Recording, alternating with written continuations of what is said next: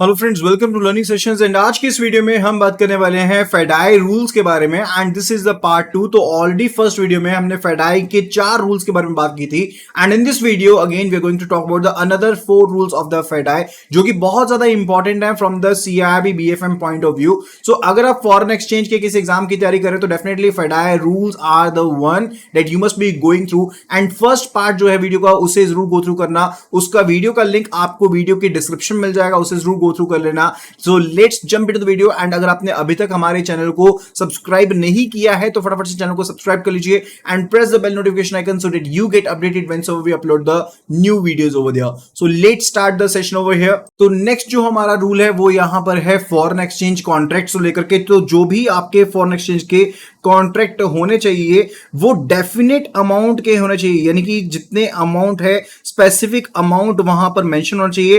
And साथ के साथ डेफिनेट पीरियड के भी होना चाहिए, यानी कि 2 महीने का आपका कॉन्ट्रैक्ट है या 3 महीने का कॉन्ट्रैक्ट है, वो सब चीजें वहां पर डेफिनेट होनी चाहिए, पता होनी चाहिए, प्री डिफाइंड होनी चाहिए। इन केस अगर आपके पास डेफिनेट पीरियड डिफाइन नहीं है तो उसके केस में ऑप्शन पीरियड जो है वो डिफाइंड होना चाहिए आपके कॉन्ट्रैक्ट में, जिसके थ्रू आप पर्टिकुलरली अपने कॉन्ट्रैक्ट को एक डेफिनेट टाइम अमाउंट दे सकते हैं। ठीक है, तो कहने का मतलब है अगर डेफिनेट पीरियड नहीं है तो वहां पर ऑप्शन पीरियड कॉन्ट्रैक्ट में मेंशन होना जरूरी है। एंड ये जो ऑप्शन पीरियड है that should not be extending more than 1 month. Okay, and in scenario अगर ये ऑप्शन पीरियड की जो लास्ट डेट है वो यहां पर नॉन हॉलीडे है, जिसके बारे में हमने ऑलरेडी लास्ट पर्टिकुलर वीडियो में कवर किया था, अगर वो एक नॉन हॉलीडे है तो ये जो लास्ट डिलीवरी डेट होगा that will be the preceding date, यानी कि उससे पिछला जो वर्किंग डे था उसे यहां पर लास्ट वर्किंग डे माना जाएगा। एंड अगर ऑप्शन पीरियड का जो लास्ट डे है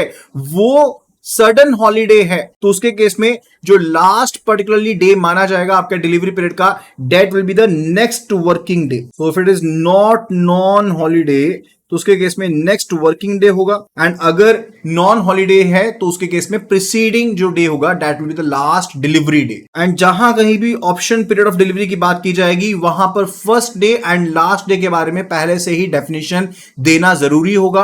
आप ऑप्शन पीरियड दे सकते हैं अगर स्पेसिफाइड डेट नहीं है, लेकिन उसमें first day and last date mention किया जाना चाहिए। एंड जो कोई भी आपके एक्सचेंज रेट रहेंगे वो आपके डायरेक्ट कॉट होने चाहिए। देखिए हमने 2 तरह के कॉट पढ़े थे, one it's related to direct quote and other one it's related to indirect quote. In the case of direct quote आपकी फॉरेन एक्सचेंज की जो करेंसी है वो आपकी यूनिट्स में रहती है एंड आपकी होम करेंसी जो रहती है वो वेरिएबल रहती है, सिर्फ वही माने जाएंगे, वही मान्य है। एंड इनडायरेक्ट कॉट्स मान्य नहीं है, तो जितने भी आपके कॉट्स रहेंगे वो आपके पर्टिकुलरली डायरेक्ट कॉट होने चाहिए, या तो 1 यूनिट के केस में या फिर 100 यूनिट्स के केस में, जैसे कि जापानीज येन, इंडियन रुपया, इंडोनेशियन रुपया, नॉट इंडियन रुपया, इंडोनेशियन रुपया। इन सभी के केसेस में जो आपके पास पर्टिकुलरली क्या होता है कि आपके पास 100 ऑफ यूनिट्स के केस में इनको दर्शाया जाता है, इनके पर्टिकुलर प्राइसिंग बताई जाती है, राइट। तो वही केस यहां पर चलेगा, डायरेक्ट कॉट का केस चलेगा। And last point related to this, आपको रूपी की वैल्यू को राउंड ऑफ करना है equivalent to the that of the foreign exchange currency, यानी कि जितने भी आपके मर्चेंट ट्रांजैक्शंस होंगी उसमें आप रुपए की वैल्यू को राउंड ऑफ कर देंगे। ऐसा नहीं है जैसे 25 पैसे के या किसी पैसे के राउंड ऑफ कर सकते हैं। एंड वो कितने पे आपने राउंड ऑफ करना है वो बैंक की पॉलिसी पर निर्धारित होगा, यानी कि अगर बैंक की पॉलिसी कहती है कि आपको डबल जीरोस में ही उसको राउंड ऑफ करना है तो आप डबल जीरोस पर राउंड ऑफ करेंगे। अगर बैंक की पॉलिसी कहती है कि आपको 25 के मल्टीपल के ऊपर राउंड ऑफ करना है तो आप 25 के मल्टीपल के ऊपर उसे राउंड ऑफ कर सकते हो। So that's actually related to the rule number 5 that's related to foreign exchange contracts. And this rule number 6 is actually related to अगर किसी फॉरेन एक्सचेंज कॉन्ट्रैक्ट की अर्ली डिलीवरी करनी है या एक्सटेंशन की जानी है या उसकी कैंसिलेशन की जानी है, उसके बारे में ये रूल रहने वाला है। तो सबसे पहले हम बात करने वाले हैं related to the early delivery, यानी कि अगर जो कॉन्ट्रैक्ट था अगर बैंक उसको अर्ली डिलीवर करना चाहता है तो उसके केस में जो भी यहां पर स्वैप चार्जेस होंगे या फिर जो भी स्वैप डिफरेंसेस होगा उसको बैंक रिकवर कर लेगा। लेट्स से अगर कोई अर्ली डिलीवरी मांगता है आपसे कस्टमर या आपको अर्ली डिलीवरी देनी पड़ती है, उसके केस में जो भी स्वैप डिफरेंसेस चार्जेस होंगे आप उनको रिकवर कर लेंगे, राइट। स्वैप डिफरेंसेस का मतलब होता है जो करेंसीज के बीच में डिफरेंसेस था उस टाइम के पॉइंट प्राइस के ऊपर एंड आपके कॉन्ट्रैक्टेड प्राइस के ऊपर जो भी डिफरेंस होगा आप उसको रिकवर कर लेंगे।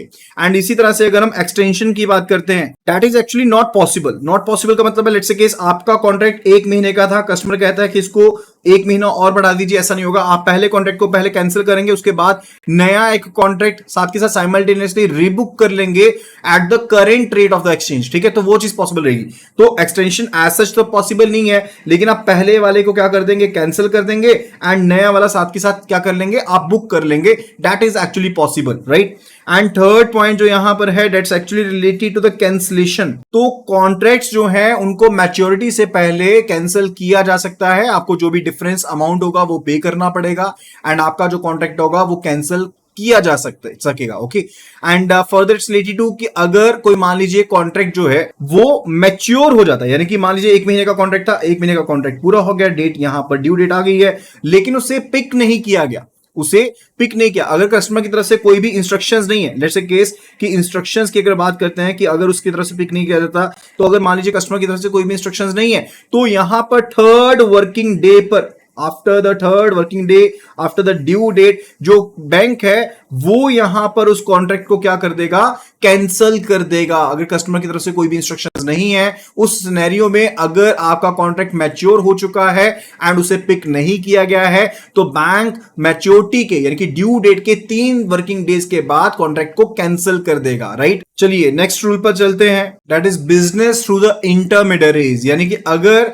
आप बिजनेस इंटरमीडिएट के थ्रू करते हो, वो सिर्फ और सिर्फ जो आपके एक्रेडिटेड जो एक्सचेंज ब्रोकर्स हैं, सिर्फ उन्हीं के थ्रू हो सकता है। Whatsoever the accredited exchange brokers are there, सिर्फ उन्हीं के थ्रू यहां पर इसे किया जा सकता है, right. And further last rule related to FEDAI, that is the inter bank settlement. यानी कि जब भी मान लीजिए दो बैंक्स ने आपस में डील करना था, बैंक ए है बैंक बी है, इन्होंने आपस में डील करना था एंड यहां पर मान लीजिए कि पेमेंट करते टाइम या पेमेंट लेते टाइम डिले हो जाता है, ठीक है, तो जो भी आपकी डिलेड डिलीवरी होगी पर्टिकुलरली, राइट, उसके केस में आप जो भी बैंक रेट होगा या फिर जो भी बेंचमार्क रेट होगा, we are talking about not the bank rate, we are talking about the benchmark rate over there, यानी कि आपके लिए जो भी बेंचमार्क रेट तय किया गया है मानकों के हिसाब से, ठीक है, उसके हिसाब से आप बेंचमार्क रेट प्लस 2% के हिसाब से डिलेड पीरियड के लिए एज एन इंटरेस्ट पे करेंगे टू द कंसर्न बैंक जिसको आपने डिलीवरी देनी थी लेकिन डिलीवरी नहीं दी है। After that it's related to, इसी पॉइंट के अंदर हमारा कवर होता है, it's related to acceptance of back valued credit. मान लीजिए कि एक बैंक है यहां पर which is a seller bank जिसने की फॉरेन करेंसी को सेल करना था,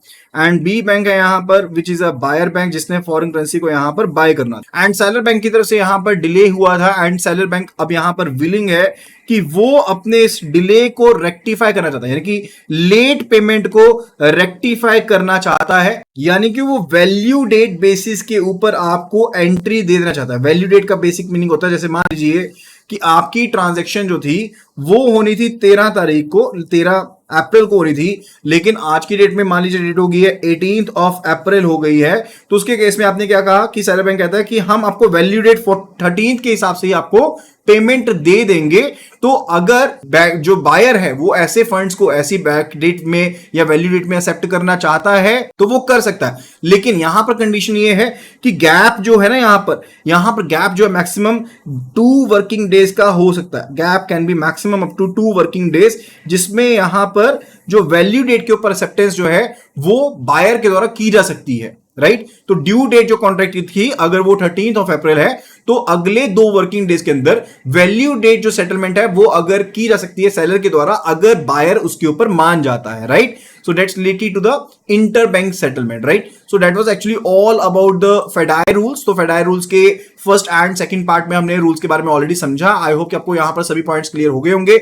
अगर किसी भी पॉइंट पर रिलेटेड आपको कोई इशू है तो do let me know in the comment section below. And for the BFM, ABFM, ABM, BRBL and साथ के साथ पांचों के पांचों जो इलेक्टिव सब्जेक्ट्स है उनके complete PDFs, complete videos available हैं ऑन आवर वेबसाइट caib.learningsessions.in। तो सिंपली आप चले जाइए उस वेबसाइट के ऊपर, लिंक आपको वीडियो की डिस्क्रिप्शन में मिल जाएगा एंड वहां जाकर के अपनी प्रिपरेशन को स्टार्ट कर लीजिए and start preparing for the same. Okay, so that will be all. Thank you so much and see you again in the next video.